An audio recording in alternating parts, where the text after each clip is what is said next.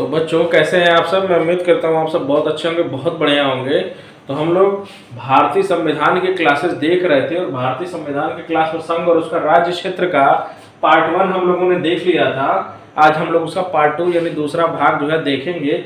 इसके बाद ये टॉपिक समाप्त हो जाएगा। उसके बाद हम लोग नागरिकता वाला टॉपिक जो है वो देखेंगे। तो वीडियो को स्टार्ट करने से पहले सबसे पहले आप लोग चैनल को सब्सक्राइब कर लीजिए, ताकि ऐसे ही लेक्चर की कंटिन्यूटी से बना रहे और आप उससे जुड़े रहें और आपकी तैयारी में मददगार साबित होता रहे। तो चलिए वीडियो को आज हम स्टार्ट करते हैं कि देखते हैं कि उसके बाद वाले पॉइंट में क्या क्या पॉइंट रह गए थे। तो चलिए देखते हैं कि नेहरू, ठीक है ना, नेहरू, पटेल और सीतारमैया, पट्टाभी सीतारमैया को मिलाकर एक कमेटी बनाई गई थी जिसका नाम था जेवीपी समिति। क्या नाम था शॉर्ट में? जेवीपी समिति, ठीक है ना। तो इस समिति ने एक रिपोर्ट प्रस्तुत की जिसके बाद मद्रास राज्य के तेलुगु भाषियों ने पोट्टी श्री रामुल्लू के नेतृत्व में आंदोलन प्रारंभ कर दिया, ठीक है ना। यानी रामुल्लू के नेतृत्व में वहां पे मद्रास राज्य में आंदोलन स्टार्ट हो गया और वो आंदोलन क्या था? तेलुगु भाषियों का आंदोलन था, ठीक है ना। ये आजादी के बाद का अलग से राज्य बनाने का पहला आंदोलन था, ठीक है। आइए देखते हैं इसका क्या असर पड़ा।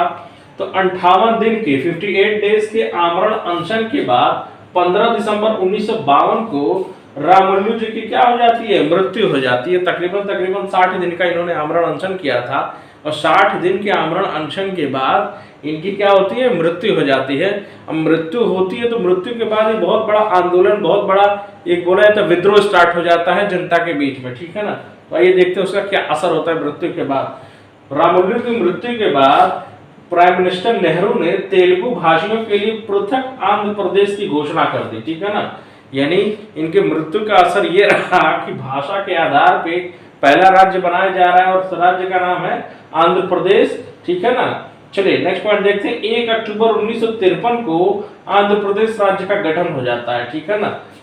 रामुल्लू जी की मृत्यु का असर देखने को मिलता है और कहीं न कहीं 1 अक्टूबर 1953 को आंध्र प्रदेश राज्य का गठन हो जाता है, वो भी भाषा के आधार पर, ठीक है।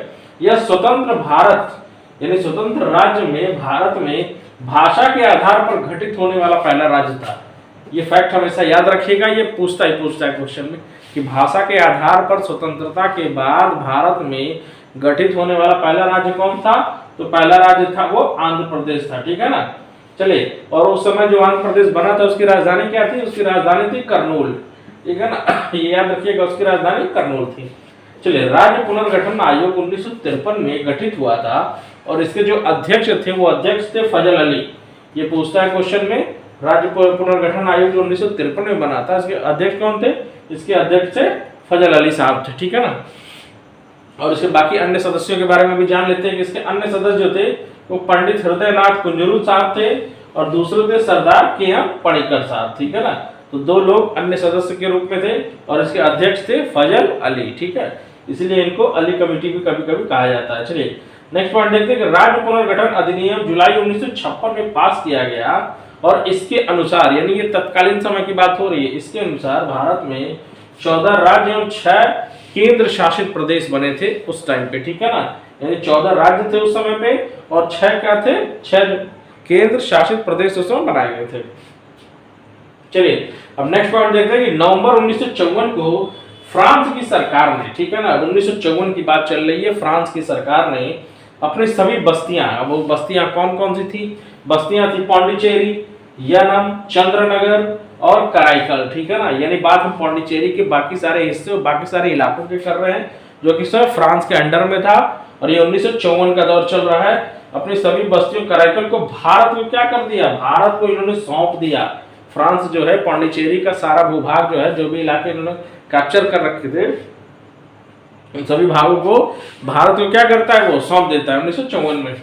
चलिए नेक्स्ट देखते हैं कि 28 मई 1956 को इस संबंध में एक संधि पर हस्ताक्षर हो गया और इसके बाद इन सभी को मिलाकर, जो 4 पार्ट थे, इन सभी को मिलाकर पौंडीचेरी, ठीक है ना, पौंडीचेरी एवं संघ राज्य क्षेत्र का क्या किया गया? गठन किया गया, ठीक है ना। इन 4 भूभागों को मिलाकर आज भी ये हमारे यूटीज के रूप में देखने को मिलता है।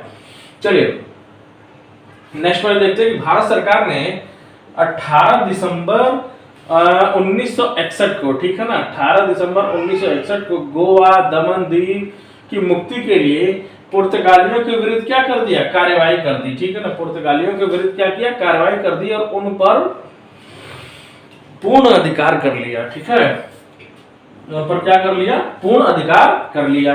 चलिए 12वें संविधान संशोधन के द्वारा, 12वें संविधान संशोधन के द्वारा गोवा और दमन दीव, याद रखिएगा, गोवा और दमन दीव को प्रथम परिशिष्ट में क्या कर लिया गया, शामिल कर लिया गया। किसके द्वारा, 12वें संविधान संशोधन के द्वारा। ठीक है, और भारत का क्या बना दिया गया, एक अभिन्न अंग बना दिया गया, भारत का एक अभिन्न अंग बना दिया गया। इसके बाद एक छोटा सा पॉइंट और रह जाता है, उसको ध्यान से देख लीजिए। इसके बाद ये चैप्टर जो है यही समाप्त हो जाता है।